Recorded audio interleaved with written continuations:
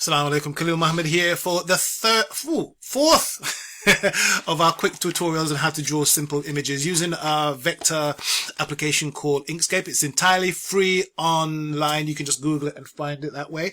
Also, I hope you guys are well during this difficult time for some people, and some people are still trying to get used to the idea of being off for so long. But anyway, today we're going to continue using the vector imaging application called Inkscape.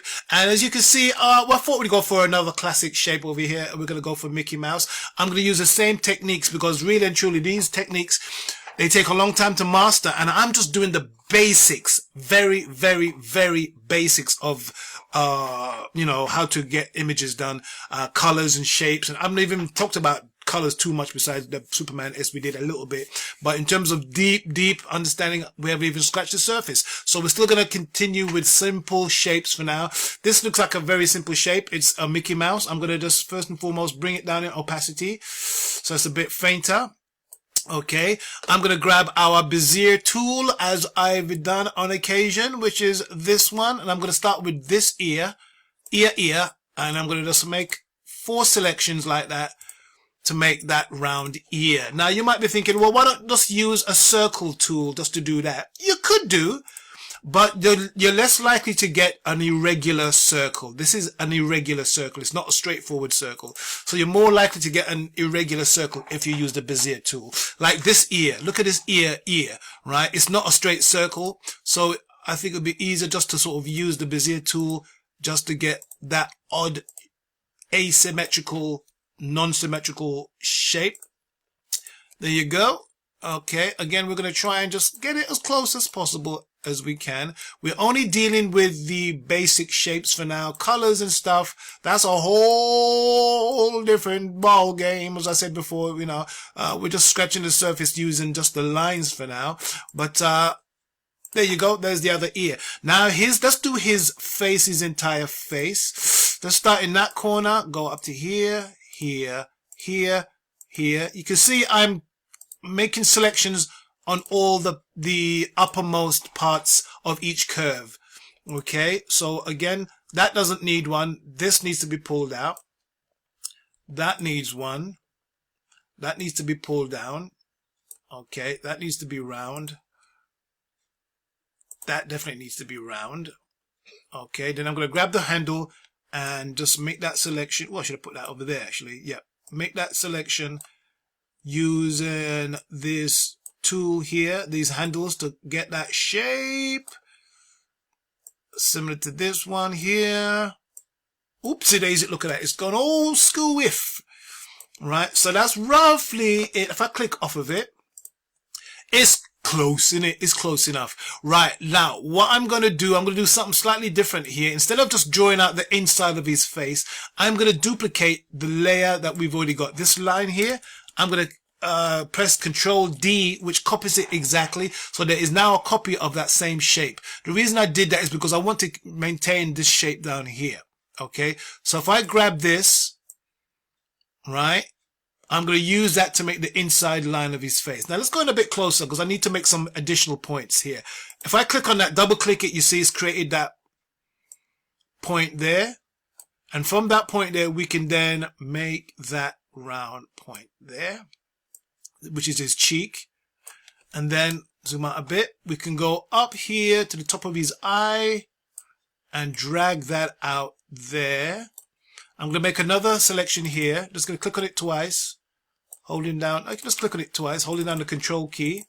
Whoopsie daisy, he says, and it doesn't work.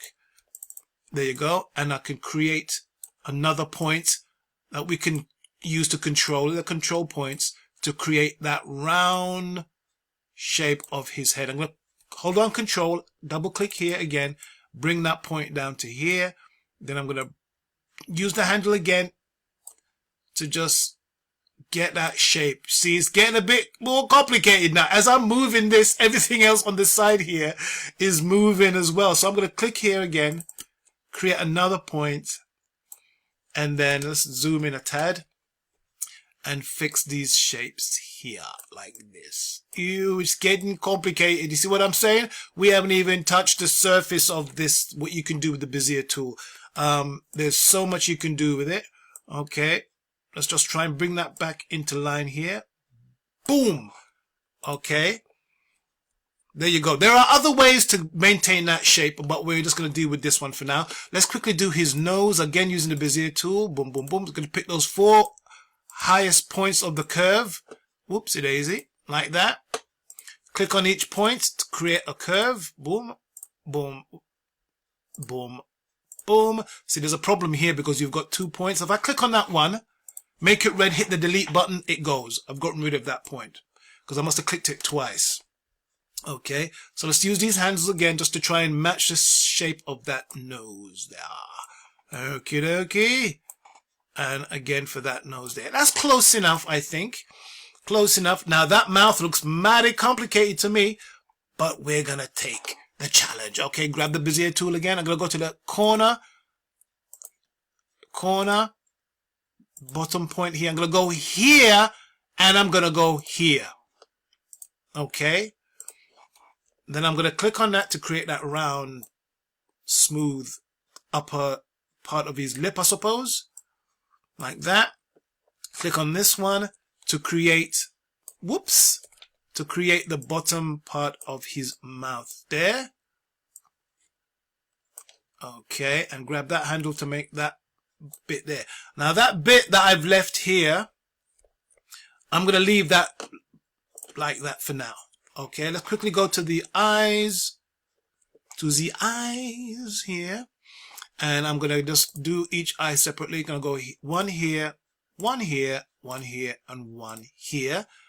Click on the tip here, boom, and then just drag that in here. I'm going to push that up to make the curvature of his face. I'm not sure what part of his face that is, but it's definitely curved there. Do another one here, do exactly the same thing. Okay, now believe it or not, this image, that the original image that we're copying, with all of its complex colors and everything, it can be done in this application. It can be done in this application. There's no doubts about it, but we're not going to go too much into that. We're just going to do the basic shapes for now. All these very subtle shapes here, we can, and colors, we can do that on this application. Let's just quickly put his eyes in. I'm going to cheat quickly. I'm just going to use a circular tool and drop that eye in there. The reason why it's transparent like that is because I was using it today and I've already, it's taken on the attributes of the last thing that I did today. I was drawing one of the characters for our new book, Quest Babies. He's an African prince called Bakri, and I was using that for him. Now you can see it's clearly not round here. It's not chopped off here. So I'm going to double click it.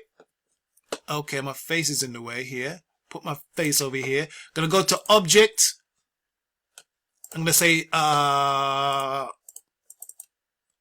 object union. Then I'm gonna go object break apart, and that will literally break it apart so that I can push it up and start using those Bezier tools. Because when you first make a circle, it doesn't automatically have those Bezier tools on there as well. Let's make that totally black. Okay. Okay, see that eye there? Let's get rid of this eye. Delete it. I'm going to just duplicate that and use that for this eye. Ooh, that's cheated, Khaleel. No, there's no such thing. Right? Then I'm going to just grab the handle wherever that's gone. Push that right up like this. So it's on that line. And bring this one down here. Because we want to fill that gap. It has to be black. Okay. There you go. That's good enough for now. So we've got both eyes there. Okay. So let's just quickly grab the bottom picture. We're going to duplicate it, drag it to one side. And it's still 70% opacity. So let's put it back up to 100 so we can see the full colors. Bada bing. Yeah, you can see the full colors now. So if I grab his face and grab that eyedropper tool and just grab somewhere it's pink there. Same for his mouth. Obviously, we should have done his tongue, but we didn't do his tongue. So we're just going to do the dark side of his mouth. These ears, well, we always have these ears everywhere. Why have we got so many ears? Okay, because ears are a big feature when it comes to animated characters. They're very distinctive features of any character, or most characters anyway, so that's why they're quite important. Right, let's just get his nose in there very quickly, and we're going to drop that same bluey kind of color we've got there as well.